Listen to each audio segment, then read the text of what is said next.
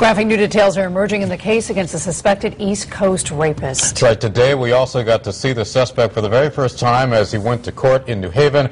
News 8's Jamie Muro on the scene in the Elm City with the latest developments.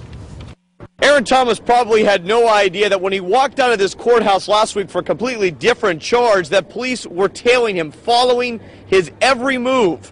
Little did he know that he would be back here facing much more serious charges. And we do want to warn our viewers, some of this is very explicit content. From this to this, the alleged East Coast Rapist has a face. 39-year-old Aaron Thomas of New Haven.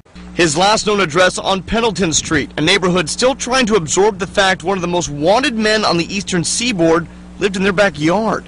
People are very relieved that this individual has been taken off the streets. However, people were not knowledgeable that he was from this area. Thomas appeared in court wearing a black hat and dark glasses. He said nothing, head down, during his arraignment in front of Judge Bruce Thompson. A $1.5 million bond wasn't the shocking revelation today. The cruelty of his alleged rape in Connecticut is deeply disturbing. The affidavit explains how Thomas broke into a woman's apartment in 2007, telling her he'd kill her sleeping baby if she screamed. He then forced her to have sex. But thanks to a tip in Virginia, police began tracking Thomas here in Connecticut, following him here to court last week, where he faced a judge on a larceny charge.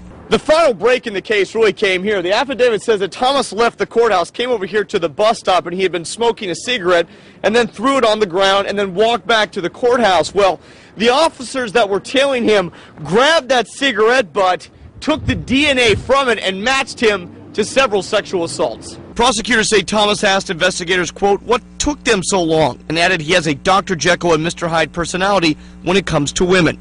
He's due back in court next week. On the scene in New Haven, I'm Jamie Muro, News 8.